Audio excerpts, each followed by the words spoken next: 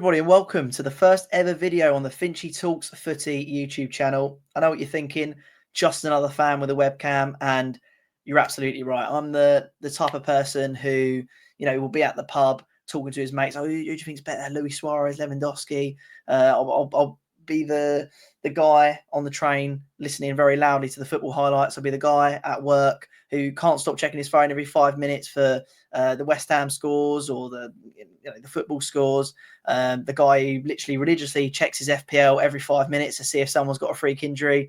Basically, I'm just a bit football mad. And over the last couple of years, I've done a few bits for the West Ham Way YouTube channel. I don't know if any of you guys have come across that before. They do some really, really cool content over there. And as much as I love West Ham, which is obviously my club, I don't know if you can tell from the West Ham shirt there, another one there, the Mark Noble poster there, and the Bowen goal there. But yeah, I'm a West Ham fan, but I love football. I love to talk about football, and being on the West Ham Way YouTube channel was an absolute privilege and something I'm really, really glad I was able to do.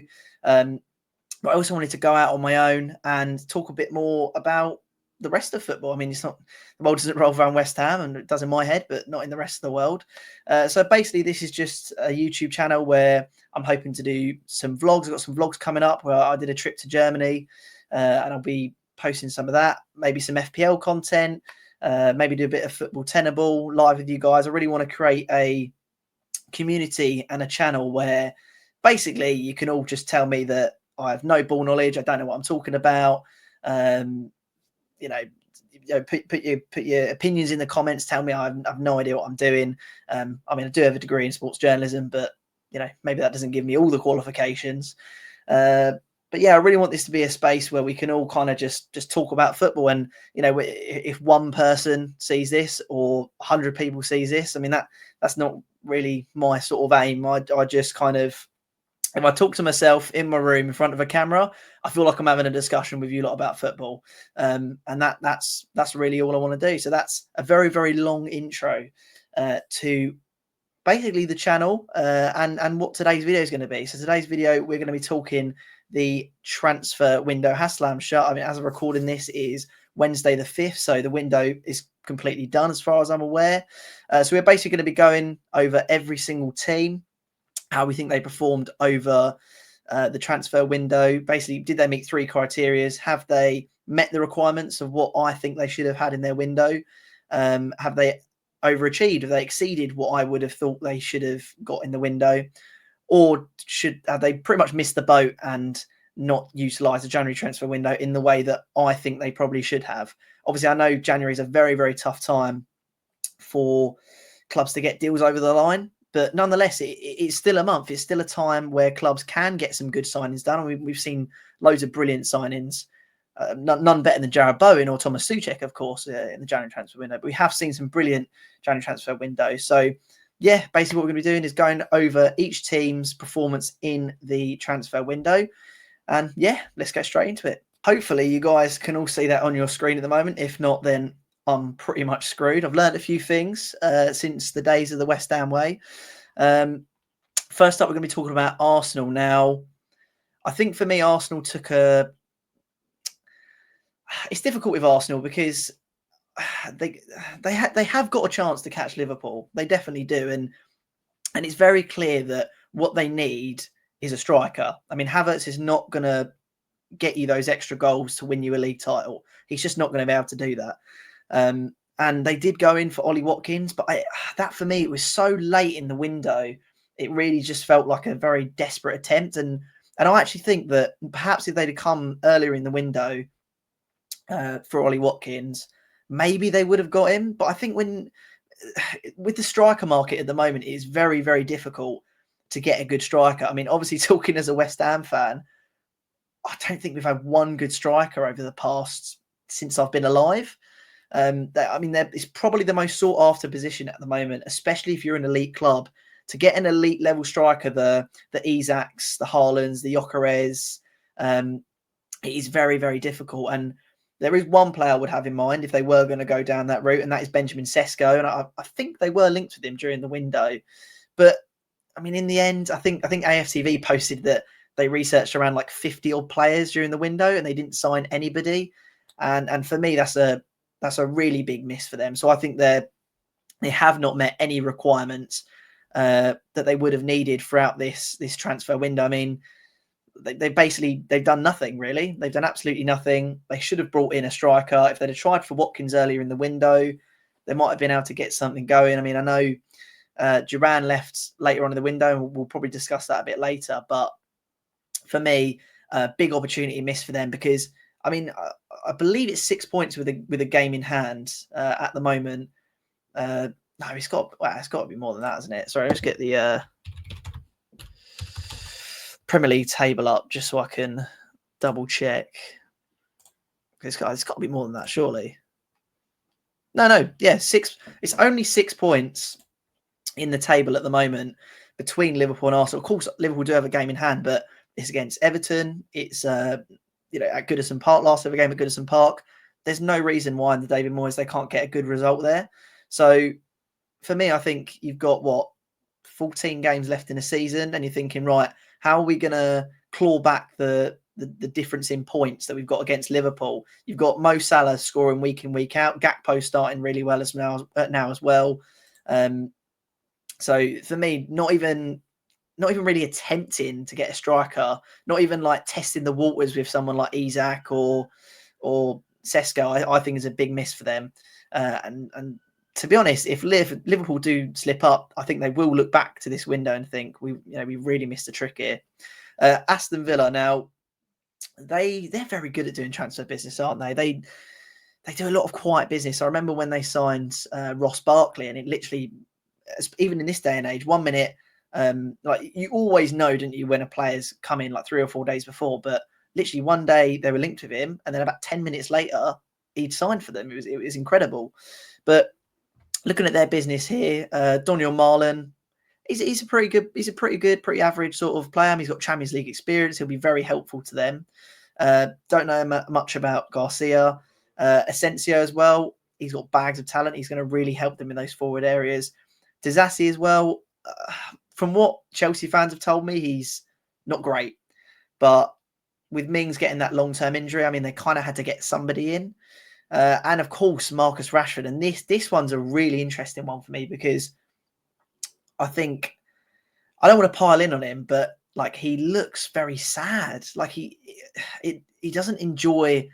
It's not even that like he doesn't enjoy football anymore, but it almost seems like he doesn't enjoy just like life at the moment. Like I think he is actually potentially struggling. And I look at his interview with Villa, and it didn't seem like he was like. It doesn't seem like he's coming to Villa with like the hunger and the passion and the drive to be like, right, this is my opportunity to do well at Villa and then come back to United, be the main man at United, prove myself right against Ruben Amorim and all these other people who are basically telling him I'm not good enough. I'm part of the problem at Man United. From the interviews and from what I've seen about him, he's not given me that impression. He's not given me the impression that he's going to run off to Villa, put his absolute best in, get back to, distract himself away from Man United and then go back to United and be the main man. From the interviews, that's not what I've kind of understood from it. And obviously I don't know Marcus like personally, but for me, it doesn't seem like he's got the drive and the hunger to go to a different club, prove himself at that club and be like, right, look, I've done it at United. I've now done it at Villa. Watch me go back to United and do it again. I haven't got that from him. So I do sort of wonder if this is going to be a good move for him. Whether, I mean, with a coach like Emery, though, you are going to get somebody who, well, you're going to get somebody who, if anyone, can make you fall in love with football again. Like, can make you fall in love with football again. And I think he's made a lot of Villa fans and probably a lot of Villa players fall in love with football the way that he's conducting himself. I mean, it's a great club to go to at the moment. You'd be stupid not to go. The other big talking point, obviously, is John Duran leaving. I mean, would you lose John Duran? Would you lose Watkins? It's a bit of a 50-50 for me. Duran is younger. He's got more untapped potential. Watkins has proven that he can do it consistently in the Premier League, and sometimes that means a hell of a lot more than doing well at the moment. and they've got a really good price for him, and probably a price they wouldn't have got necessarily for Ollie Watkins. And supposedly Duran was a bit of a hothead. He was kind of like everyone's son at the club, if that makes sense. I think there is a bit of a sense that his attitude wasn't quite in the right place. But again, I mean, I think they signed him from Chicago Fire for like a couple mil. You flip him a couple months later for 64 mil. It's a no-brainer for me. I would say that Villa have gone above expectations to sign that amount of people. And again, Marcus Rashford, if he turns it on, it could be the difference between them getting Europa League or Champions League. Again, we look at the table, 37 points, 43. They could catch Chelsea, easily catch City, easily catch United, Bournemouth. He is the type of player that could be the difference between a Champions League place and a Europa League place, or even getting any position at all. So for me, I think it's a good signing. There's a few good signings in there. I don't think they'll miss Duran too much, as long as there's no massive injuries to players. Again, the players have let go, not crazy as well.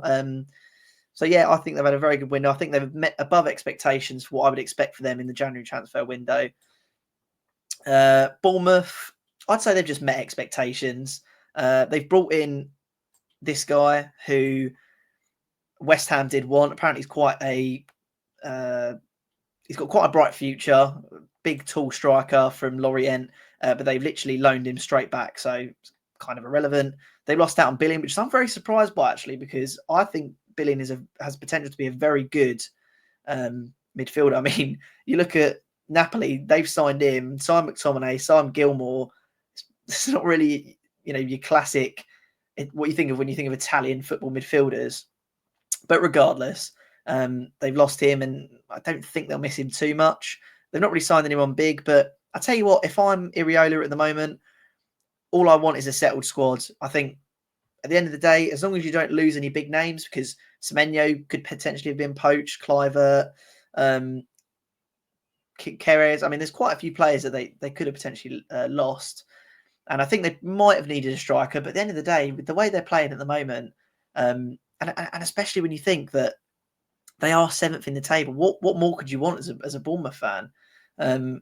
They may well get a European place, but I don't think this is the window to go, right, lads, this is our once in a lifetime opportunity. Let's push forward and let's bring in like a big name. I think that exactly as they've done, this is the window to say, right, we're not going to lose anyone. We're going to bring in, not really bring in anybody. We don't want to unsettle the squad. Let's just keep doing what we're doing. And I think realistically, that's exactly what they've done, and it's a smart move.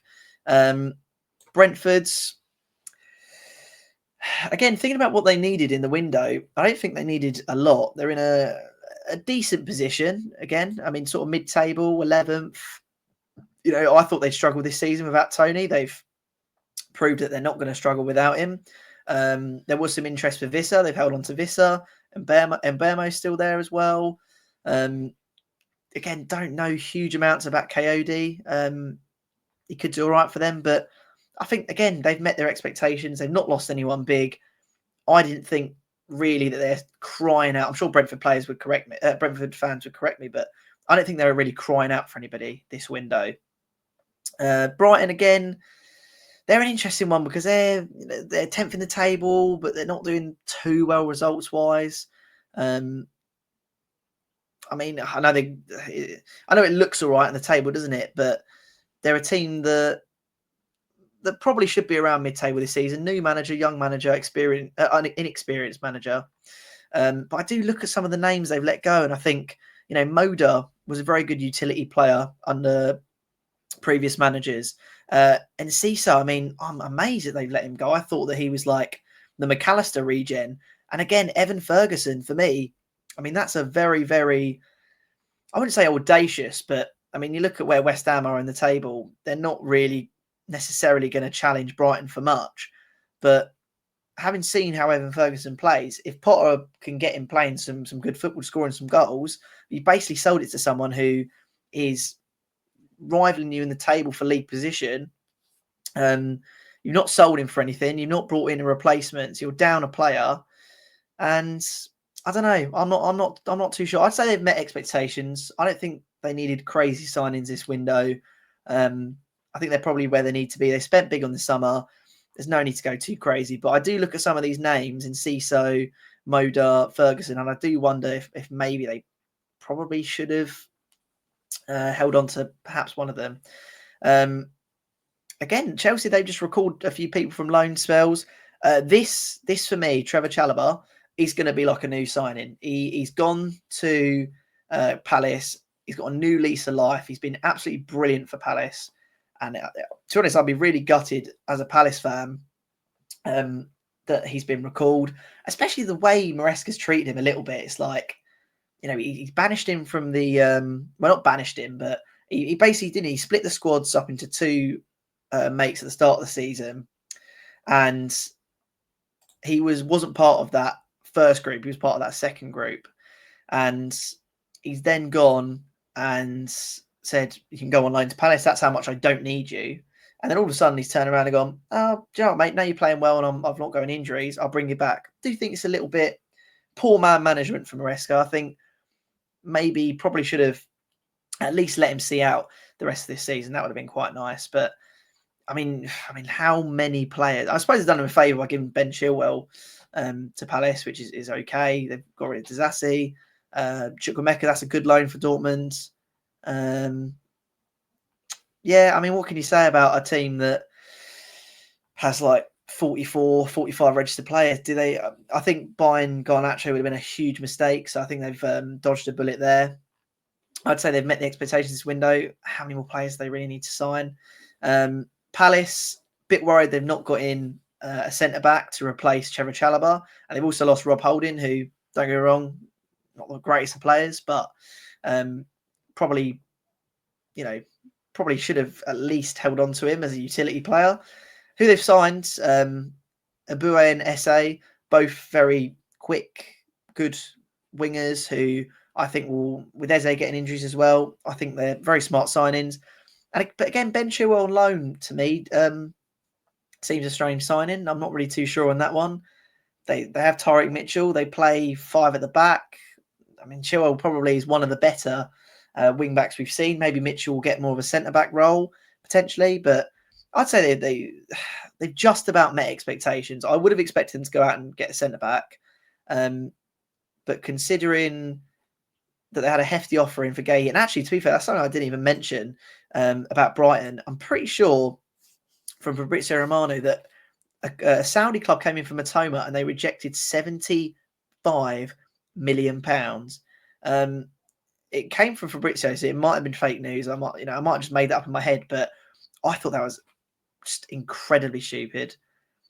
Mitoma's not even that an important a player for them. I mean, don't get me wrong, he's a player, he's a good player, but 75, especially when the Brighton model is to sign players not that well known for small fees, let them flourish in the first team, sell them on for big money, and then sign more players for smaller fees, and then some big names. So like Ruta was a big name that they signed, but then in Ciso that they got, he was expected to then take the McAllister place. I don't know. I think 75 million for Mitoma. I know some clubs will say, "Oh, it's late in the window," but I mean, you can always get a deal. There's always a deal to be done on the table, and I think for 75 mil, they probably won't get that in the summer. So, but anyway, back to Palace. I'd say they met expectations. Probably should have got a centre back, but I think they'll probably be fine. Everton, West Ham version 2, as most of our fans like to call it. Obviously, David Moyes back at the helm for them. I hope he does well, but some of the love the fans give him is a little bit strange. I mean, I want him to do well as much as anybody else, but basically cheering on Everton as your second team just seems a bit strange just because David Moyes is there. I'd say, I mean, I don't think they're going to get relegated. Same way I don't think West Ham or Spurs or United will get relegated. I think it will be between these four teams here. But they can't score goals. I mean, they just really, really struggle to score goals. And I actually think if they'd have got an Evan Ferguson, especially under Moyes, I think they'd be flying. And I know they've got Njai and Calvert-Lewin and Beto and stuff like that, but I just think someone who's a bit more proven, who can just, get some goals. and I don't know, maybe a centre back as well. The thing is, I look at that Everton squad and I think who's good enough, and I think they probably do need a bit more of a. David Moyes always likes a big man in the midfield. You know, he had Fellaini at United, he had Souček at West Ham, he wanted Onana at West Ham. I think at Everton, I mean, Doucouré is a big enough guy, but I just think, you know, maybe like they could have made a deal for like Philip Billing or someone similar to that. I'd say they've it's trouble. It's different because if you say like have Everton met the expectations of their transfer window, they're in the middle of a takeover. No one's really expecting them to spend money. So from that standpoint, with the new manager as well, they probably have met expectations. But then you think they're in a position where they cannot go down this season. Like there's no universe where Everton can go down this season with the new stadium next season. There's just no way. There's no way they can afford to go down this season. And I think getting that one or two extra players would have just given them a bit of a boost. But I'm gonna say that they've met expectations because I do think it would have been quite difficult for them to get a deal, and Alcaraz he could do something for them, so you never know. Fulham, literally nothing really to talk about. I'd say similar situation to like a Bournemouth. I think you don't want to unsettle the squad too much. You've got the squad depth. If you lose someone like Muniz or Jimenez, that could hurt you. If you lose some of your bigger player like Iwobi, he could have got a move. They've not lost him. So for me, I think that they've met expectations. They've done absolutely fine. Ipswich, I mean, if someone's playing in Ipswich career mode at the moment because some of the signings they're making are brilliant. They really are. I mean, Phalange, or Philogene, or how you pronounce it, he's a great player. I think he can give them that joy on the wings. Ben Godfrey as well, at times has been a very astute centre-back for Everton. He's got a mistake in him though. And Ciso, what an exciting player that is as well, that's going to help you through the midfield. And you think the attacking options they've got in players like Delap and Schmodix, you add Philogene to that. I mean, the trouble is though, they are really teetering on that relegation zone, but they have a chance. They really do. They really do have a chance to get it done. I think I don't know. I definitely think they've exceeded expectations. I mean, what more could you really have asked of them this window? They're obviously very keen to make use of their time in the Premier League, and they haven't lost anyone big like Delap. Delap could have easily left. So I think they've exceeded expectations for me, and they've left themselves good steads. Relegation rivals Leicester, I mean, they're as good as down for me. I think they needed another striker, another centre back, probably a midfielder. They had a lot to do this window, and I don't think they've left themselves with enough. I would even say their goalkeeper has been quite good though, hasn't he? He's just been a bit injured. Yeah, I'd say 100%. And I mean, yeah, met expectations. Liverpool, would they be? I don't think they signed anyone in the summer. Would they be the first ever team to win a title with 0 signings for the entire of the season?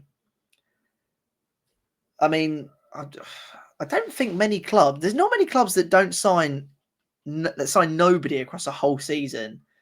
Like nobody is, especially when you think when they've lost players like Konate, you know, they've struggled. They've still got the job done because that's just who they are this season. But I mean, they've lost Trent now, and is Conor Bradley really on the same par as you know, Trent? When they've lost Allison, they've had Kelleher in. I really rate him, but again, you're thinking about we've got 6 points. 6 points. They've got 15 games left in the season. The difference between a league title and coming second could be a couple of players. Like it really could be. So for them to have not picked up anyone across the whole season, I think is a very, very bold move. And I mean, I don't know. Again, you look at what I said for Bournemouth, not disrupting the camp, not getting anyone who's going to, you know, ruffle a few feathers. They're doing well at the moment. Is there a reason to bring in anybody? I mean, I've probably said they've met expectations, but they've not. They've done a few nice little loans in there as well. Reece Williams will get a bit of experience. This guy here. He's like an FM sign-in that I always seem to make, and also in career mode. That's the only reason I even know who he is. But yeah, I mean, I still think maybe Liverpool should have got someone in. But I'd say they met expectations. You don't want to disrupt the squad too much. Then we move on to Manchester City, and they're at the complete opposite of the spectrum, where Liverpool are top of the table and have spent no money, and Man City didn't spend a huge amount of money in the summer, and have then just thrown caution to the wind and said, we're starting the rebuild early. They got Nico Gonzalez in, on the last day of the window. They brought in Omar Mamouche, who I can't lie, actually looks really, really positive and really good for City, the type of player that they need, who's going to have a bit of energy. Kusanov, I mean, I don't think he looks very good from what I've seen from him. I think who did he play? Chelsea, I think it was, where he made 2 big mistakes and then came back and did okay. But I mean, these aren't big name signings, are they, for Manchester City? And I think what realistically are City's expectations now this season? I mean, surely it's just Champions League. Surely that's the minimum that they'll be wanting. And I think having some players like Mamouche and Gonzalez will give them a bit more energy, a bit more hunger, I suppose. But I'm not really. I mean, losing Walker on loan, I don't think he's as big as. And I think he's probably one of the players that do need to leave, and they've definitely got an aging squad, and there has to be a change at some point. So, yeah, for me, I think they've met their expectations, maybe even exceeded them, but it's quite hard to know what City even need. Man United, I mean, you know, they're below what I would have wanted them to do as a United fan. Yes, they've signed Patrick Dorgu, who should be a great asset for them. I mean, I know they want to go to this wing-back formation. They don't have any wing-backs, so to be honest, I think they needed a right wing-back. I think they needed another centre-back. I mean, Martinez is out with an ACL injury now. Possibly a striker, possibly a midfielder, a person in the midfield who's going to run that midfield and do the dirty work. But again, is that me expecting a bit too much from United in a January transfer window with a manager who's been in charge? But I just think you're Man United, you're 11 points off a European place, potentially. It could be 8. So then, you could be only 8 points off. I mean, you've scored 1 less goal than West Ham. You've scored equal to goals with Palace. It's very clear to see what they need. They haven't even conceded too many goals. I mean, not like mountains and mountains of goals. I think even if you look up here, Villa have conceded more goals. City have conceded more goals. I do think that United probably needed a few more signings in this window. But once again, I'm sitting here asking myself, what more could I have wanted? What more could I have done, like in charge of Man United? And I'm not sure there's really a lot I could have done with how things are at the moment. At least they've got Anthony out of the squad, because I actually think that will help them rather than hinder them. Marcus Rashford to Villa, again, might be a mastermind move because he'll do really well. But then if you do want to make a comeback and get those European places, Villa could shoot up the table. I don't think Newcastle will drop off too much. City won't. I don't think they'll go as far as 8th. So, it could come back to bite them. So I'd say they're below expectations. They needed to do a bit more this window, but I never really expected Amorim to do too much. Newcastle, yeah, I'd say they met expectations. They've not lost Isak. They didn't really need to sign too many players. They've got a nice settled squads. They're doing what they need to do. Definitely met expectations. Forest, I mean, Jesus, what can you say about Nottingham Forest? They've lost James Ward-Prowse to West Ham. They didn't even use him. They've signed Wayne Hennessy. Sure, I doubt that'll make much of a difference. I mean, their position in the table is absolutely incredible. I was speaking to my mate the other day and I said, do you think if Nottingham Forest, if you replace Nottingham Forest with Leicester in that title winning season that they had, do you think Forest would win the league? And I know you can compare points tallies and all that sort of stuff, but I genuinely think that if you replace Leicester Oh no, that's so outlandish, isn't it? No, no, I don't. Thing is, Forest have they haven't blown me away in the games that I've seen them play, but I just think they're so good at the brand of football that they play that it's a little bit scary. Like they've just got that. I mean, that's what you expect from Nuno. He went to a four back at Spurs and it killed him a little bit. He had Wolves playing some incredible football. You know, with Forest already having a wing back setup for Nuno to basically come in and utilise. It's honestly not surprising he's done as well as he has. Um, I think he's been absolutely brilliant, and yeah, I think that I, I I don't think they would have won it in place of Leicester. I mean, there's just too many amazing players in that Leicester squad, but I think they give them a good go. The Forest have been absolutely brilliant this season.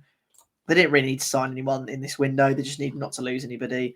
Southampton are dead and buried. Let's be honest with ourselves. Southampton are absolutely dead and buried. There's no way that they're going to survive this season. For me, honestly, I'd honestly be looking at perhaps even like the Championship and saying, right, who can we get in to steady ourselves? I mean, they're ninth. They've got 9 points. Sorry.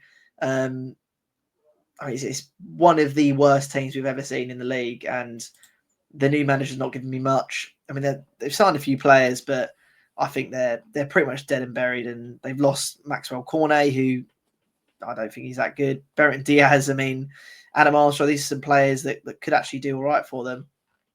I'd say they're below expectations, but to be completely honest, what more could they have actually really have done? Because I think they're dead and buried at the moment. You don't want to start eating into the budget for next year just for the sake of trying to keep yourselves up when you're not realistically going to stay up. Tottenham, difficult one for Tottenham because they missed out on Disasi, who I think maybe he's not great, but they did need some more reinforcements. They have brought in Danso, who I've heard is regarded as a very good player. Kinski, I think he looks really woeful from what I've seen from him so far. Trouble is with Tottenham is that as soon as they've got their players back, they're going to be a different side. And I'm not going to be sitting here saying they need this centre back, they need this, but the sheer number of injuries they have. I mean, Poch said it himself. They're playing with fire if they don't sign some serious players in January, and they've not really done that. I mean, Matthias Tell, can't lie, don't know a huge amount about him, but from what I've heard, he's a very exciting player that will give him a bit more going forward. Dane Scarlett as well. I know he's regarded as quite a good little youngster.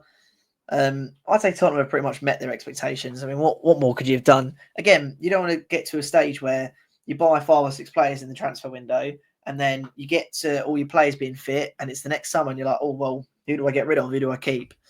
I now move to my club, West Ham. I would say that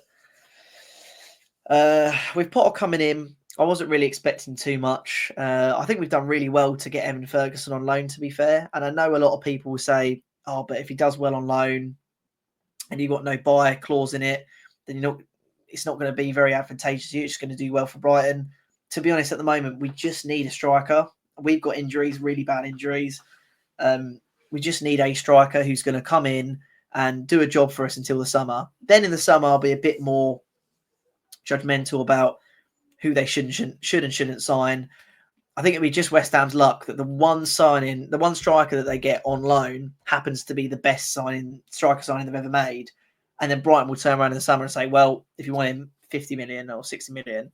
So I do think there's a deal to be made in the summer for him if he does well for us. But I think that's why there's no clause in it for Brighton, because if he does okay, they could probably squeeze 25 to 35 out of us. If he does amazing, they'll probably be looking for 50, 60, and then other clubs could step in, like a United, like an Arsenal, could easily step in for him. But I'll definitely take him for now. James Ward-Prowse coming back. I think we have missed his set pieces. I do kind of think that his time at the club is starting to draw to a close. But, you know, what more could you... I think if we'd have got a centre-back, we would have exceeded expectations, because I really think we needed a centre-back. Mavropanos is not good enough. Tadebo's injured. We're playing a back five, so we're playing with 2 more centre backs than we even have.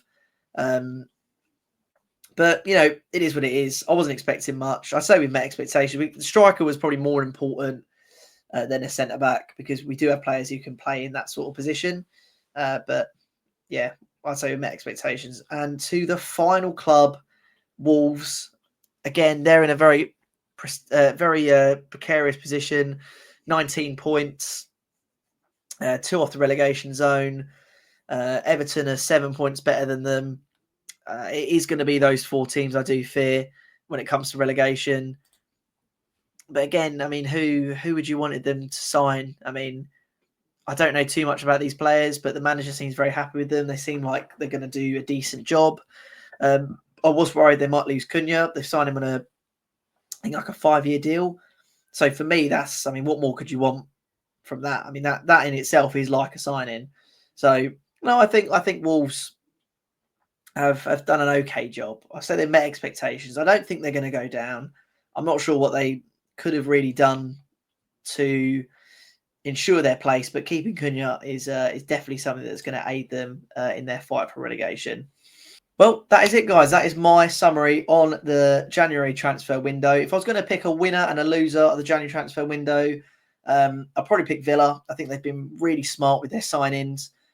Someone like Marcus Rashford, like I said, I think he could do really, really well at a club like Villa, especially if he gets back to where he wants to be. Asensio, they've made good money as well. They sold Duran. I mean, that could potentially harm them a little bit in the leagues, but I think overall, there's not another side in the league who have done a better business in January than Aston Villa.